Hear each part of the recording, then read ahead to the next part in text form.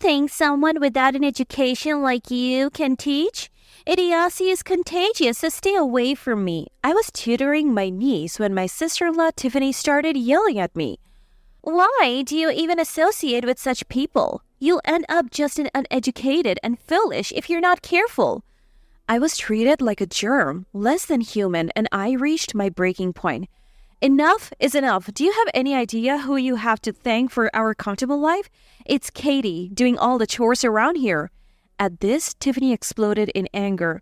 What? Why is Mom even defending this woman? It's obvious someone as stupid as her would only be fit for housework. It's not just the housework. She works hard and contributes to the household income. You, on the other hand, contribute nothing and just squander away. Show some gratitude. She's working? This idiot? As if she could hold down a real job. With that, she grabbed my laptop that was nearby and threw it out the window. Hey, what do you think you're doing? Don't act so high and mighty with that pretend job of yours. Get out already. I rushed outside to retrieve my laptop, but it was broken and wouldn't even start up. It contained all the important data I needed for work. To lash out at objects over a personal vendetta? How childish. I couldn't bear living with such a person any longer.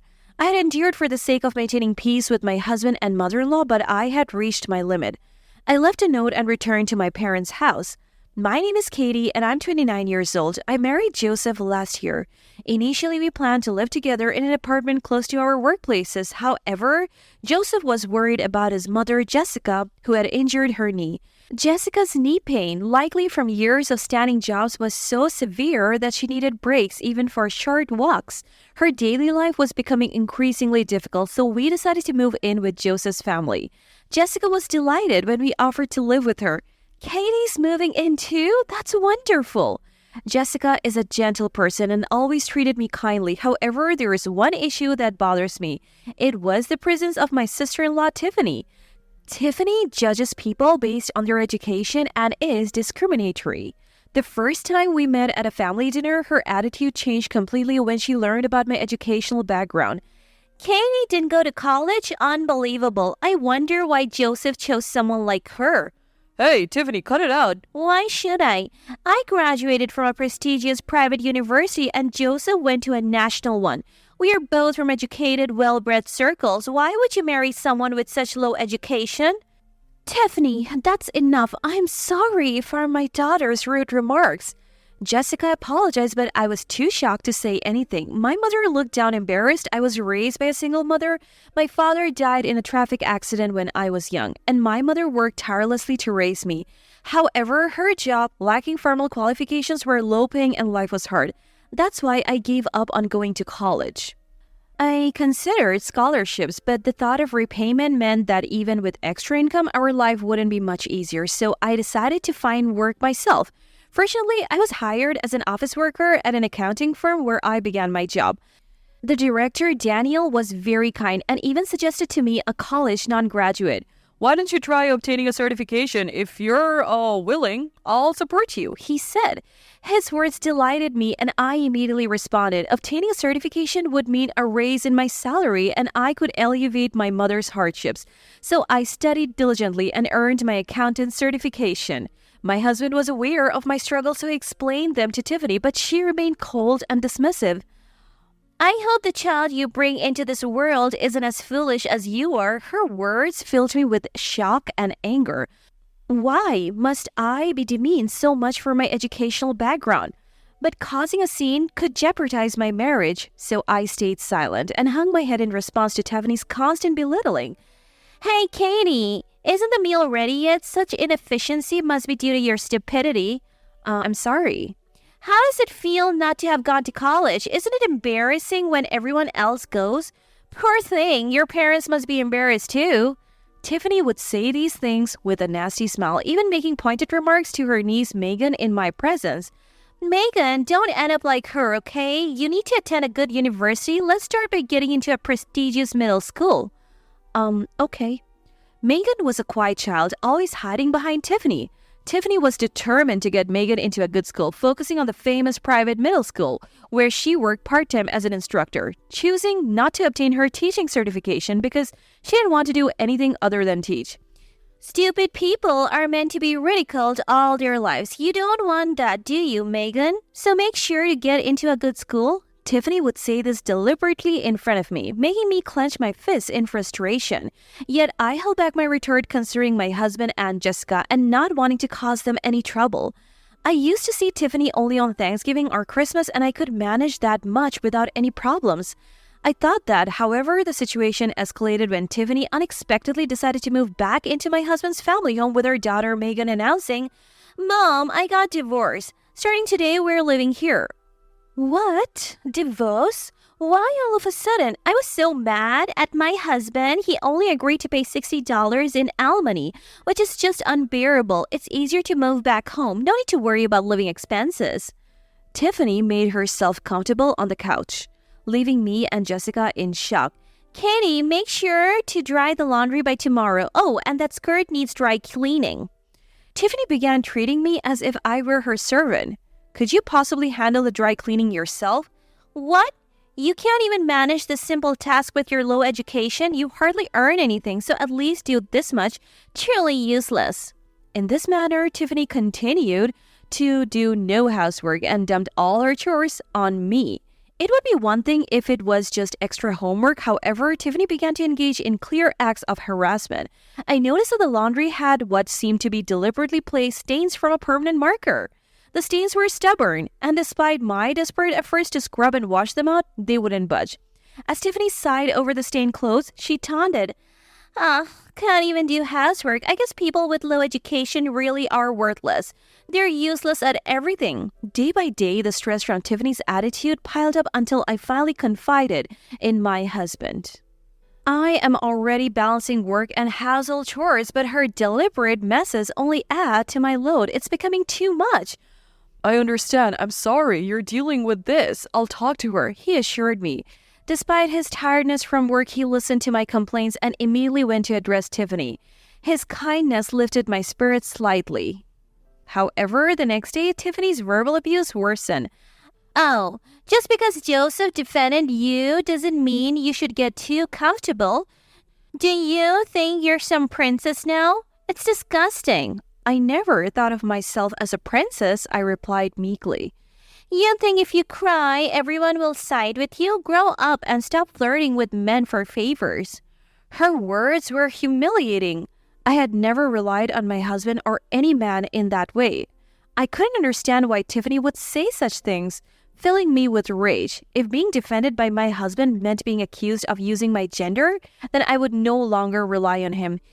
He looked at me worriedly, but given his strong-willed sister, he gradually stopped intervening in our disputes. Tiffany's troubling behavior wasn't limited to her harassment of me. Her approach to Megan's education was extreme. She seemed determined to get Megan into a prestigious middle school, sending her to tutoring almost daily. "Megan, these grades are terrible. You won't get into that school with marks like these." "I'm sorry?" Megan would reply. "If you don't improve, I'll hire a tutor. If you don't want that, then you better work harder." Yes." Megan looked like she was on the verge of tears. Despite attending tutoring after school every day, adding a tutor would leave her no time to play or rest. I approached Megan when Tiffany wasn't around. Want to study together? I can help with some things." "Really?" she asked. Of course. From then on, Megan and I began studying together in secret. Her comprehensions wasn't bad. With time and adjusted pacing, she managed to understand the material. "Aunt Katie, I scored 80 on the test." "That's wonderful. You worked so hard, Megan." I was as thrilled as if it were my own achievement, and we celebrated together. Jessica also supported us quietly, occasionally buying us cake as a treat, which the three of us shared. The time I spent with Jessica and Megan became my sanctuary, yet the peace didn't last. One holiday, I was studying with Megan as usual. Just then, Tiffany, who was supposed to be out, suddenly returned home. "What are you doing?" she snapped upon seeing us. "We were studying together," I replied. "Someone uneducated like you teaching? Impossible. Stupidity is contagious. Don't come near her." With that, Tiffany began to hit Megan's clothes as if slapping the stupidity away. Why would you be friendly with her? If you become as uneducated as her, it will be a disaster. It was like being treated as a germ, less than human, and I reached my limit. As I've said before, my not attending college was due to financial reasons, not a lack of intelligence, and judging everything based on education isn't right. What? Talking back to me? Tiffany retorted, her face turning red with anger. Hearing our argument, Jessica came over. What's all this commotion? I am just warning her for getting close to Megan. Don't want her catching the stupidity. Enough is enough. Do you realize who makes our comfortable life possible? It's Katie. Who does all the household chores? Jessica called. Tiffany's anger exploded at her mother's words. What? Why are you defending her? Doing chores is the least she can do since she's stupid. It's not just the chores. She's working hard, contributing financially to the household. And what are you doing? Nothing but squandering money? Show some gratitude. Working? This idiot? Like she's capable of any real job. And with that, Tiffany grabbed my laptop nearby and threw it out the window. Hey, what are you doing? Don't act so high and mighty with your pretend job. Just leave. I rushed outside to retrieve my laptop, but it was broken and wouldn't even start. It contained all the important data I needed for work. Resorting to damaging property out of spite? How childish. I couldn't bear living with such a person any longer. I had endured to keep my peace with my husband and Jessica, but I had reached my limit. I left a note and went back to my parents' house. The next day, I received numerous calls from Tiffany. However, I set my phone to block her calls and decided to ignore her completely. A week later, Tiffany showed up at my workplace with my husband. He seemed very angry, clearly believing Tiffany was 100% at fault for my leaving. He had been sending apologetic messages, but I was too upset to consider returning to his family's home. Katie, Tiffany really messed up this time. I'm sorry. Ask her to apologize. Why should I? Megan's grades have dropped since you left. Tiffany is just as affected by your absence as anyone else. I felt a tinge of guilt hearing about Megan's grades. Honestly, it's unbelievable. Come back quickly and teach Megan. I don't want to live with someone uneducated like you, but I'll endure it for Megan's sake. Tiffany's arrogant words almost dissipated my intention to return for Megan's sake. Why don't you teach her yourself? You're the one who forced her into rigorous study and then neglected her, busy with your own life. I don't need advice from you. I'm making Megan study for her future. I don't want her to end up useless and uneducated like you. Tiffany, I want Megan to be like me, a graduate from a prestigious private university and working at the renowned S Academy. I want her to grow up respectable. Tiffany boasted confidently about her educational background. My husband and I were at a loss for words until the director, Daniel, intervened. You're Katie's family, right? Thank you for your support. We appreciate it. My husband replied politely. Sorry for eavesdropping, but I've been listening. Katie may not have gone to university, but she studied hard and earned her qualifications. She's now an indispensable part of my firm. Is that so? How kind of you to imply such a failure like Tiffany, who didn't even go to college. Whether or not someone went to college doesn't define their capabilities. Katie has skills that are on par with any university graduate.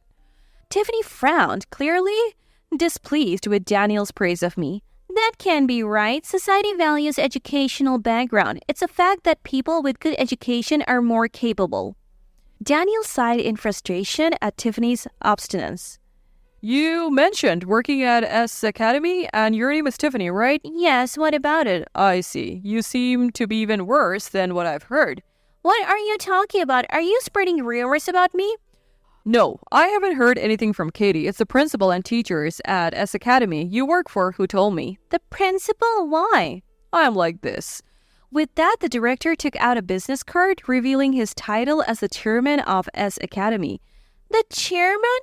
My husband and I looked at him astonished. Tiffany's demeanor instantly changed as she realized his status, her eyes darting around nervously. I've heard you push tedious tasks onto others and barely manage your own responsibilities, lacking any sense of accountability. There have also been numerous complaints about you discriminating students based on their grades. We are considering letting you go. I can't lose my job now. I've just gotten divorced. I need to support my daughter on my own. Tiffany pleaded desperately, but the director, unfazed, continued, "Your philosophy is quite contrary to our school's missions. Given your poor work attitude, it seems we have no choice but to let you go." What? Tiffany collapsed, covering her face in despair. The next day, discussions at S Academy led to Tiffany's contract termination. She returned home pale and sequestered herself in her room. Since then, a despondent Tiffany began to take her frustrations out on Megan and Jessica. Why can't you solve even this simple problem? The exams are right around the corner. You're not going to bed until you finish all of this textbook. Megan was forced to study daily, clearly exhausted and developing dark circles under her eyes. Tiffany, enough is enough. What you're doing is clearly wrong. Shut up, Mom. Don't interfere. Realizing the severity of the situation, Jessica decided to evict Tiffany. "It's time for you to leave." "Why should I have to leave?" "You have pushed Megan to this point. Leave for her sake." "How could you separate me from my daughter? Unbelievable." "Megan, what do you want? Stay here or leave with your mom?" Megan spoke up. "I don't want to leave. I want to stay here." "Megan, you don't want to be with me?" "Being with Mom is too hard." Tiffany was visibly shocked, collapsing in defeat. Jessica, without hesitation, led her out. "Reflect on what you have done to Megan and Katie." With those words, she closed the front door behind her. After that, Tiffany, having lost her home and job, started working part-time as a tutor and instructor at a cram school. However, due to her abrasive personality, she faced frequent complaints and struggled to hold down jobs, leading a solitary, impoverished life. As for me, I returned to my husband's home after Tiffany left and started living peacefully. Megan, initially thought to be emotionally shocked by her mother's absence, actually began to flourish without Tiffany's oppressive presence. I told her she didn't need to continue studying for the exams, but she chose to continue, happy that she understood the material thanks to my help. My husband and I supported her studies. A year later, Megan successfully passed the entrance exam to her desired school. I remember feeling relieved that her hard work paid off. Inspired by her experiences learning from her uncle, a teacher, Megan is now diligently studying to become a teacher herself. All I wish for is for Megan to continue pursuing the path she has chosen for herself.